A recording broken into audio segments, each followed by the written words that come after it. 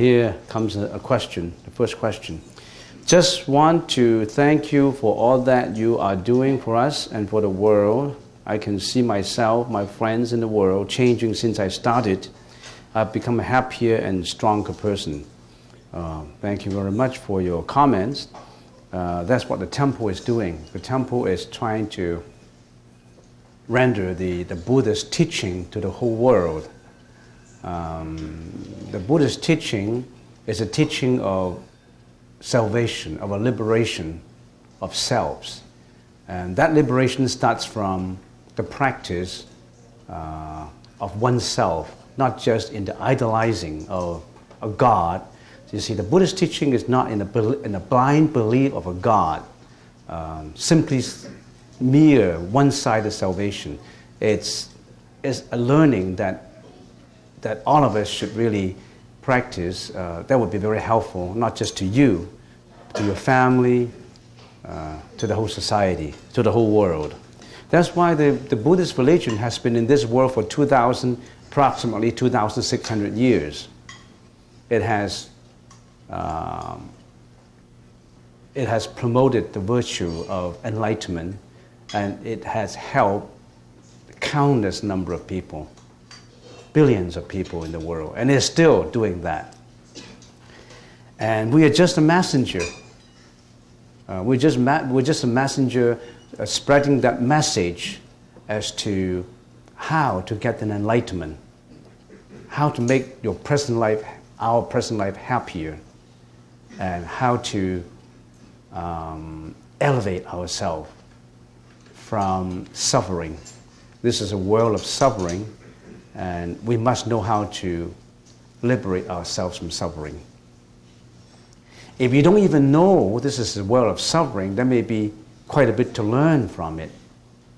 If you think that this is a happy world, I like it. It's very happy. How can you be happy if you're always confronted with sickness, aging, death, and all kinds of disasters, all kinds of happenings in the society? It does not mean that you hate suffering. Suffering happens. In reality, you accept the suffering, but you manage to liberate yourself from the suffering. You manage to liberate yourself and others from suffering. That's the mission of the Buddhist teaching.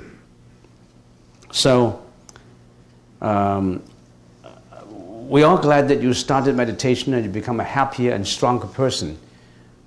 Apart from just the spiritual concept of meditation, meditation has a lot of merits, maybe just scientifically proven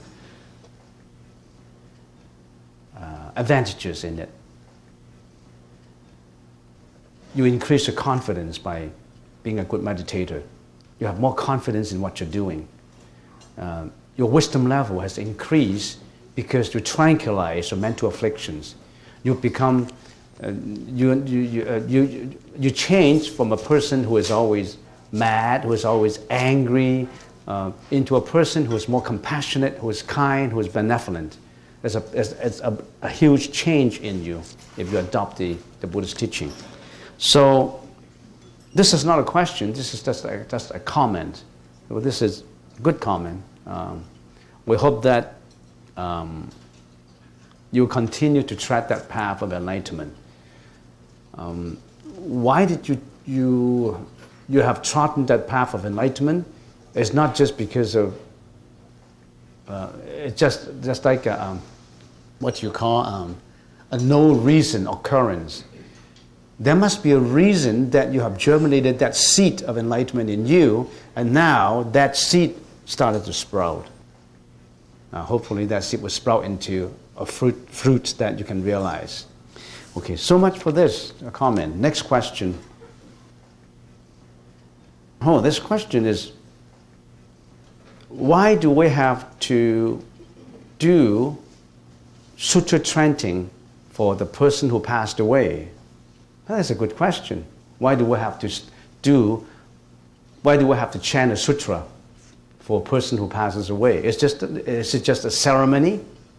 It's just I come here, and because my dad told me to come here, because we really have to perform something for the passed away. That's why we come here. So you don't know the reason of coming here to perform a function. There's a long explanation behind that.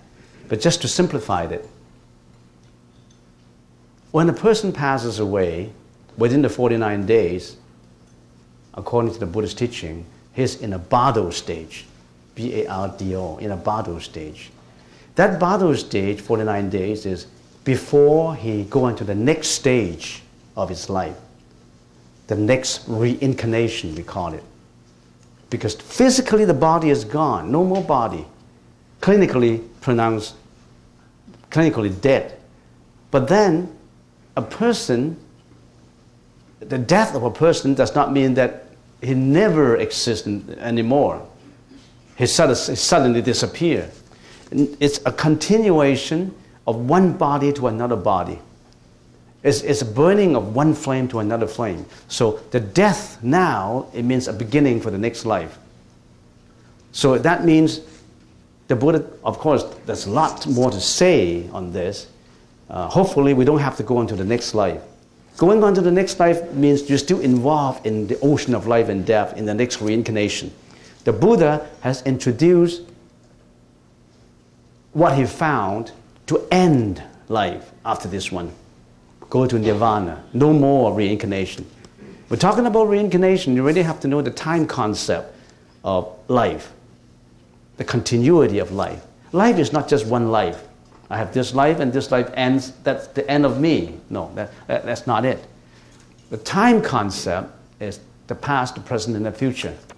The past is not just yesterday or last year or the time when I was born. The past extends beyond this life. In other words, you have a previous life. Then you also have a previous life. And life after life, you have been changing your form.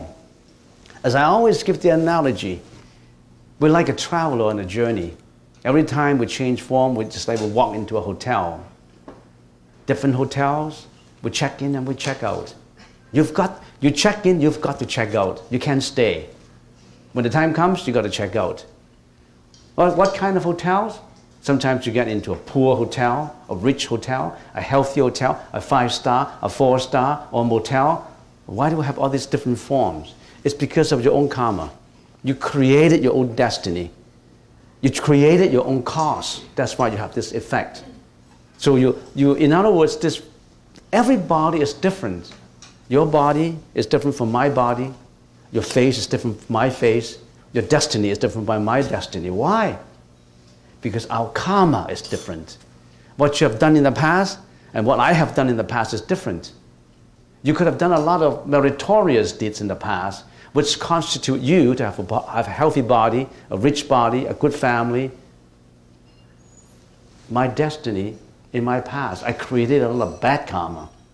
I kill, I steal, I committed sexual misconduct. I do a lot of bad deeds which constitute my bad body in this life. So you are what you did before, not God. Nothing to do with God that created you.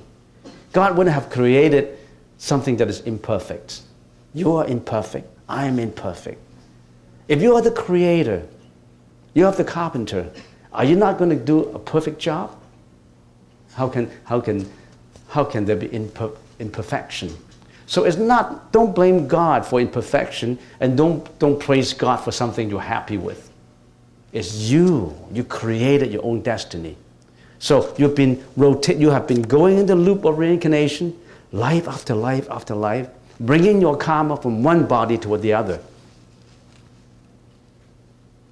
And at the verge of death, if you reflect, then you know the dream. The dream is almost like you're awakened from a dream. But too bad, you're also at the end of your journey.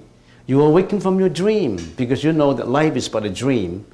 But then, if you only realize that at the junction of death, it's too late because that's the end of life too.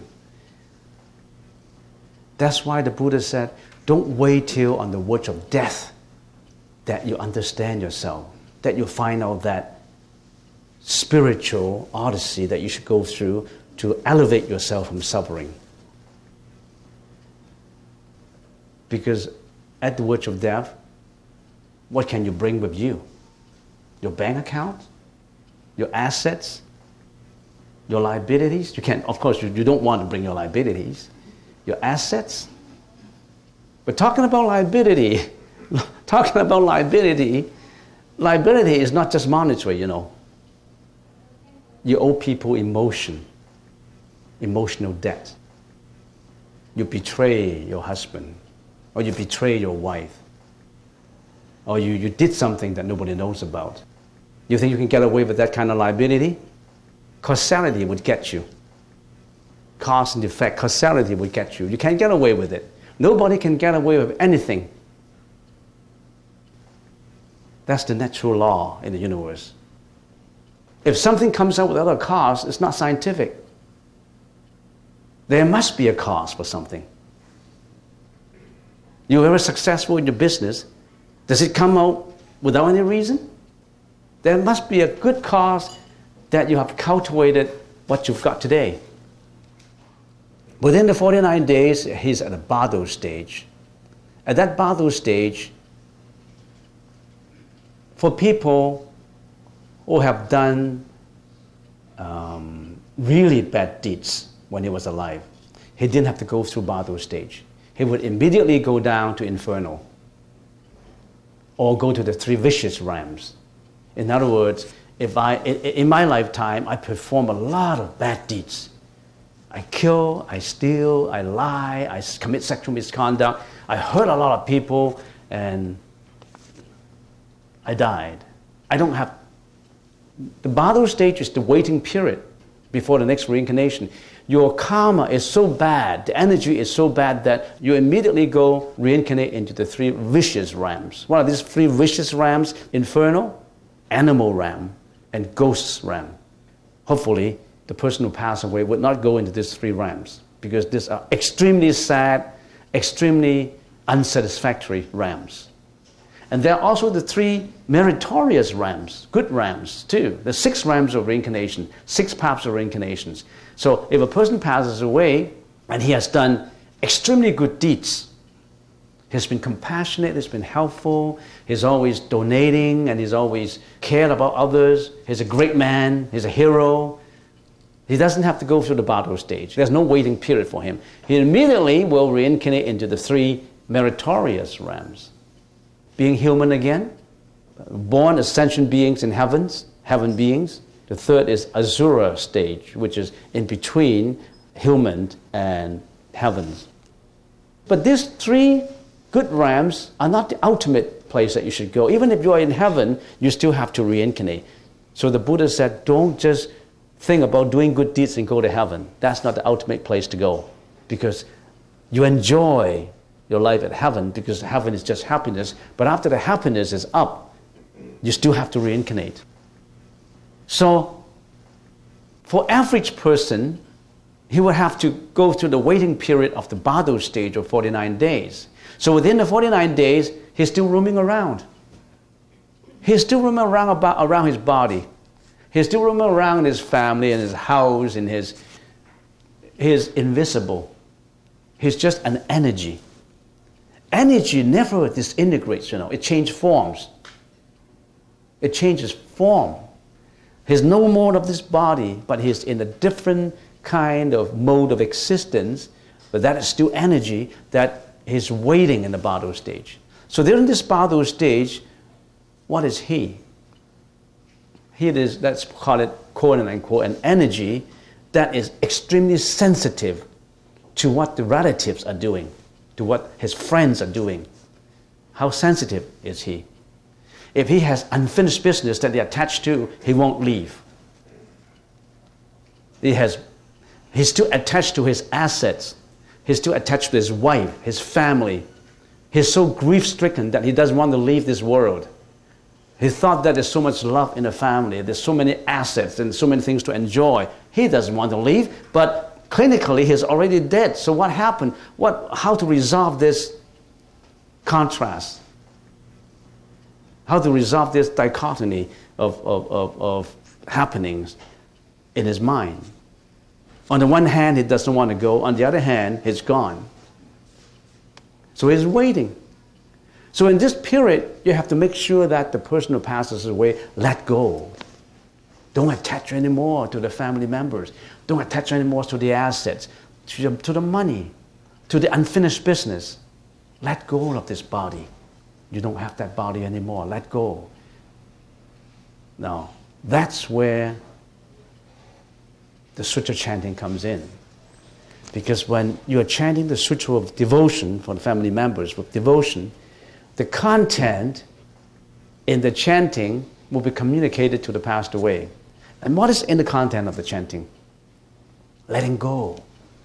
No more attachment. No more greediness. No more hatred. No more jealousy. No more worry. No more attachment. If he attaches, he can never go. Tell him to let go. What is the most important in life? When you're dead, you've got to let go of the body. You can't hang on to your body anymore. Remember the Heart Sutra says, Gade, Gade, Paragade, Barazam Gade, Bodhiswaha. Let go, further let go. Emptiness. Nothing else to worry about.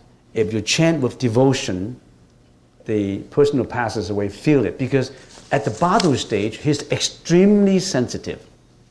He can travel through wars. He can listen miles away. He can even read your mind.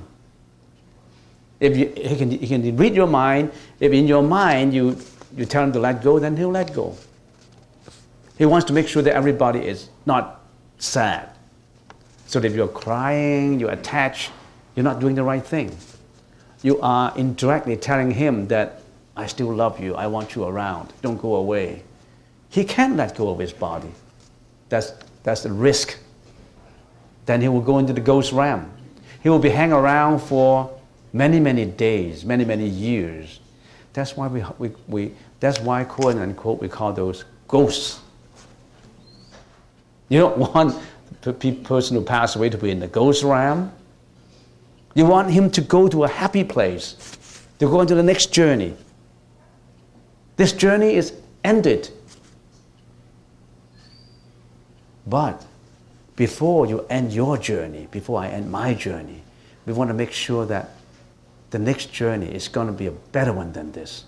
Hopefully there's no more next journey. You go into an enlightenment where there's no more suffering for you. That's what the Buddha's teaching is all about. Have you got time to study it? Do you care about it? It's about your own destiny, about your own living, about your own future. Or you just worry about fame, reputation, money, family, business. Or you don't really care about your spiritual world. Do you derive any happiness by having a lot of money? By having a lot of fame and reputation? Or every day you're going to do about the same thing, the same chores, going to work, eating your breakfast, eating your lunch, and you will pass on for another 30 years, 40 years, 50 years. And when you look back, what have I done? We have been keeping this body in shape, and that seems to be our sole responsibility. But the Buddha said, no, there's more to life. Explore the spirituality of life. Don't go into reincarnation anymore. Don't go into suffering anymore. Don't go into the next round of karmic reincarnation. You've got to study all that. So this is that question. I'll end at this point. Thank you for another inspiring talk. We are happy to be back practicing our mindfulness. If you have time, please tell us of your trip to Hong Kong. There's a lot to talk about. Just to keep it brief, we opened a lecture hall in Hong Kong on request of a lot of audience who listened to my lecture in Hong Kong. Every time when I went to Hong Kong to give lectures, with more than 1,000 audience at universities, Polytech universities, and on request, so we've been planning to set up a lecture hall in Hong Kong. And now after a lot of work by people in Hong Kong and myself traveling back and forth, we finally opened a lecture hall in Hong Kong. We call it in the Chinese language is 戒定慧講堂，界定為講堂。It's Vinaya, Samadhi, and Prajna lecture hall. Those are the three pillars of the Buddhist teaching. And then it's set up very nicely. We have a lot of good comments from people. And next time if you go to Hong Kong, you can pay a visit to it, to the lecture hall. I gave a talk on introduction to the Vinayas. The hall can accommodate about 350 people, and it's all full house for the 3 days. We have 450 people. And after the talk, we have about 150 people line up for the free refugees and taking the 5 precepts. 50 or 60 of them taking the 5 precepts. They said they would require me to go to Hong Kong more often, and I think I promised them maybe every 3 months. So that means I stay for 3 months in here and I go for 1 month to Hong Kong. So 12 months. So 12 months, I'll be 3 months in Hong Kong, approximately. Because in Hong Kong, when I give a talk, it's in Cantonese, and that's my mother tongue. And I'm much better in my mother tongue than in the English language. It's my second language. But I'm getting better, thanks to you. You're my teachers. You know why you are my teachers?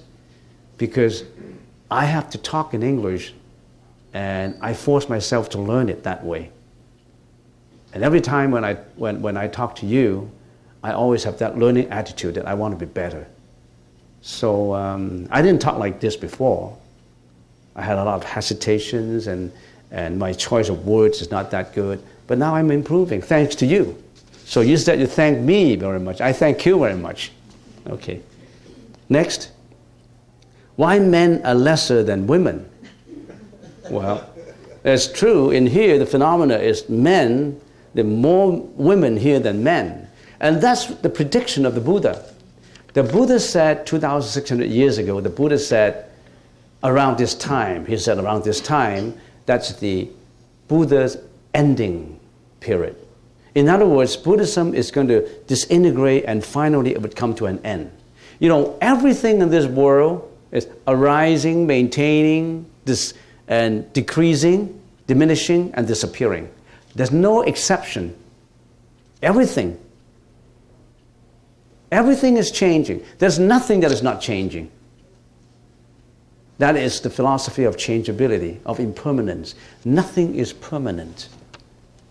Nothing is permanent. My body, your body is not permanent. Don't attach to the permanency of things.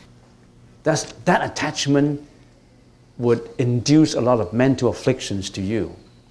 You think you can hold on to something permanently. You cannot.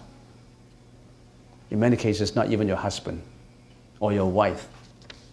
That's why we call them divorces. But of course, you try to maintain that good relationship. As I said, everybody's liability is different. If he or she is coming to repay you, the relationship is going to be long. And if he or she is coming to get you, the relationship is going to be short. So, why just the Buddha said, when in the ending stage, there will be more women than men. But I don't know the world's population, according to statistics, is male population less than female? I don't know. Maybe Lee can educate me on that. Or you have to check Google. There are a few more men, but it's a few more men. Pretty close. Pretty close. Then I'm surprised because men are sent to wars as soldiers. So we have 2 world wars. That means the probability of having more women than men should be higher. Because in wars, they don't send women to the front. They send men to the front. And they got killed. So we experienced 2 wars. That means the 2 wars wipe out a lot of male population. But then on second thought, in China, they prefer male. And in ancient times, not just ancient times, just about maybe 50, 60 years ago, when they gave birth to a baby girl, they may end the baby girl's life. Or they may have somebody else adopt them. The farmers want men. So they don't like baby girls. So they may have wiped out a certain percentage of female population. But then the wars have also wiped out the male population. So there could be a balance now, I don't know. So that's it for these 4 questions, and we'll continue next time on the 9 stages of training the samadhi.